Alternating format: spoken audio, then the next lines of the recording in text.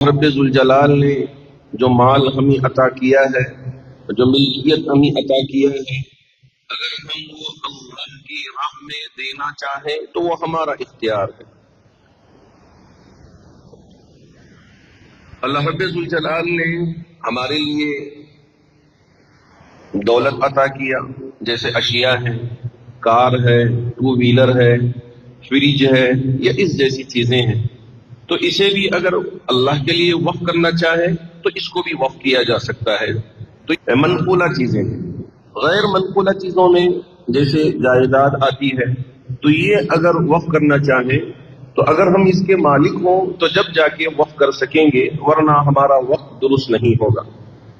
مثال کے طور پہ ہمارے دیش کی پراپرٹی تھی، ہم نے جا کے اسے وقف میں رجسٹر کروا دیا اور کہا کہ یہ پراپرٹی آپ وقف کے لیے لکھ لیں۔ اب انہوں نے لکھ لیا تو یہ وقف صحیح نہیں ہوگا۔ وقف کے مالک پہلے ہم کو ہونا ہے، جب جا کے ہم اگر کسی چیز کو وقف کرنا چاہیں تو شرعاً اس کی گنجائش ہے۔ بعض احباب اس میں شرارتاً یہ کام کرتے ہیں کہ کسی کی پراپرٹی کو لے جا کے وہ پیپر دے دیتے ہیں کہ یہ ہم وقف کر رہے ہیں، ایک لیٹر لکھ کر دے دیتے ہیں۔ بعد میں پتہ چلتا ہے کہ ان کو پتہ ہی نہیں ہے یہ وقف ہو گئی ہے، اب یہ ذکر میں بھی آ گئی ہے۔ اب یہاں بنا دیا گیا مسجد، ہمارے دوستوں نے بڑی محبت کے ساتھ کہا ارے جو بھی جگہ ملے اس میں مسجد بنا دو نا، اللہ ہمارا ہے، اللہ بڑا ہے، اللہ ساتھ دے دے گا۔ تو اس نیت سے ہمارے بزرگوں نے اس کو مسجد بنا دیا۔ اب یہاں یہ مسئلہ الجھ گیا ہے، پریشانی میں پڑ گیا ہے۔ تو وقف کا معنی ہے روکے رکھنا، مطلب یہ ہے اصطلاحی معنی اگر اس کے سمجھے تو اس کا مطلب یہ ہوگا کہ کسی ملکیت کو اللہ کو اس کا مالک بنا دینا۔ لیکن چونکہ ہم اللہ کو ڈائریکٹ مالک نہیں بنا سکتے تو اس وجہ سے کسی ٹرسٹ کے نام پر یا کسی صاحب کے نام پر تو وہ زمین کر دیتے ہیں اور کہتے ہیں کہ یہ وقف للہ تعالی ہے، اس کا مالک اللہ ہے لیکن متولی نگران ہے، سیکریٹری نگران ہے، جو کمیٹی کے ذمہ دار ہیں وہ نگرانی کریں گے، مالک اللہ ہے، اللہ ہی اس کا مالک ہے۔ اس کا مطلب یہ ہوا کہ جو زمین وقف کر دی گئی نہ اسے بیچا جا سکتا ہے نہ اسے خریدا جا سکتا ہے، یہ اس کا صاف صاف مطلب ہوا۔ اب اس کے ذریعے قوم کو، ملت کو، ملک کے لوگوں کو فائدہ پہنچایا جائے۔ جیسے مثال کے طور پہ یہاں واقف کی نیت کا بڑا دخل ہوگا۔ واقف کسے کہتے ہیں؟ اب جو چیز وقف کی جاتی ہے اس کو وقف کہتے ہیں، اور جو وقف کرتا ہے اس کو واقف کہا جاتا ہے۔ جو چیز وقف کرنے والا ہے شریعت میں اس کو واقف کہا جاتا ہے۔ واقف کا مطلب وقف کرنے والا۔ اب اس کی نیت کا بڑا اعتبار ہوگا۔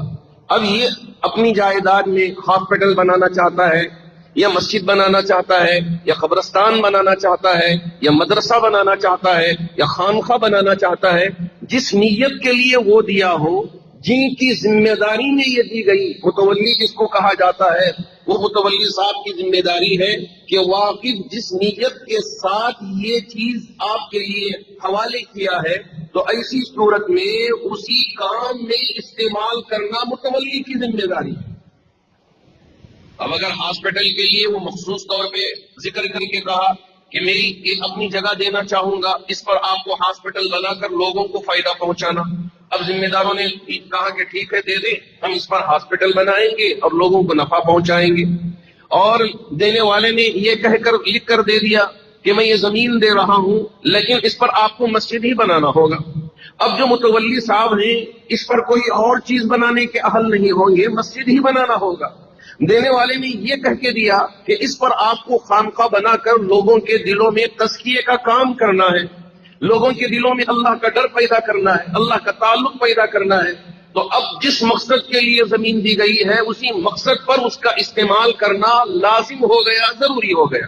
اور ایسے ہی کسی جگہ قبرستان نہیں تھا، اللہ نے ایک صاحب کو بڑی زمین عطا کی تھی، انہوں نے کہا میرے 10 ایکڑ یہاں قبرستان کے لیے میں وقف کر دیتا ہوں، اس پر آپ قبرستان بنا دیں تاکہ قوم کے لیے ایک قبرستان ملے، جب ہم انتقال کر جائیں تو ہماری میت کو بھی وہاں دفن کر دیا جائے تاکہ لوگوں کے لیے بھی آسانی ہو۔ تو اب اس جگہ قبرستان ہی بنانا ہوگا، تو اسی کو کہا گیا انما الاعمال بالنیات وانما لامرئ ما نوى۔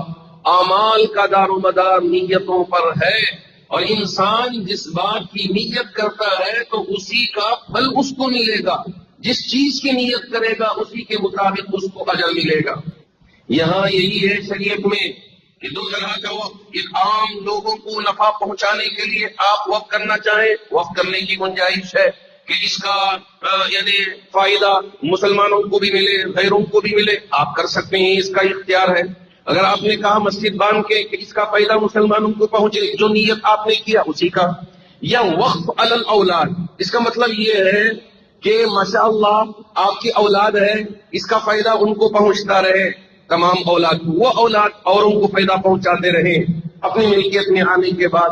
اس طرح باپ نے اپنے اولاد کے لیے وقف کر دیا کہ اسے کوئی بیچ نہیں سکتا، یہ ایسا ہی اولاد کے اندر یہ جائیداد منتقل ہوتی رہے گی، اس کا فائدہ میری اولاد کے لیے پہنچتا رہے گا، میری اولاد کے ذریعے اوروں کے لیے فائدہ پہنچتا رہے گا۔ اس طرح سے وقف کیا، وقف علی الاولاد۔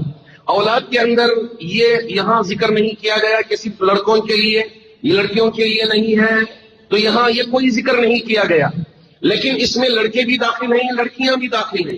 تو یہ ہے کہ وقف آپ نے کر دیا، یہ اللہ کی ملکیت ہو گئی۔ اب یہ نہ سمجھیں کہ اس کا مالک متولی ہو گیا، اس کا مالک سیکرٹری ہو گیا، اس کا مالک صدر ہو گیا، اس کا مالک ٹرسٹیز ہو گیا، نہ، یہ تو صرف نگران ہے، نگرانی کرتے رہنا، اس کی حفاظت کرتے رہنا۔ متولی بھی، صدر بھی، سیکرٹری بھی اس جگہ کے نگران کار ہوں گے، اس کو حفاظت کریں گے، اس کی حفاظت کریں گے، تو یہ ان کی ذمہ داری ہے، لیکن نہ اس کے مالک ہوں گے، نہ اسے بیچ سکیں گے، نہ اسے خرید سکیں گے۔